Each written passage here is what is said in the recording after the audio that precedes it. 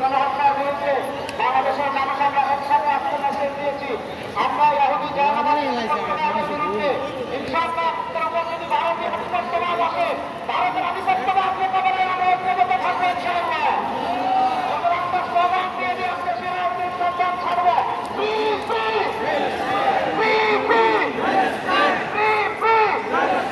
আমরা ভিড় করবো না, সবাই চলে যাবো। এখানে দিয়ে দিয়ে আমরা চলে যাবো, মিছিল দিয়ে দিয়ে আমরা টার্গেট দিয়ে বের হয়ে যাবো। আজকের প্রোগ্রাম শেষ।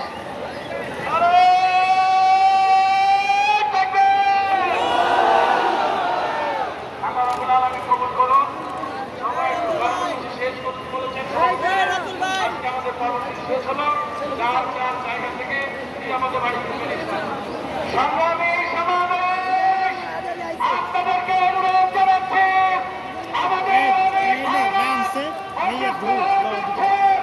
আপনারা কেউ মঞ্চের কাছে ভিড় করবেন না।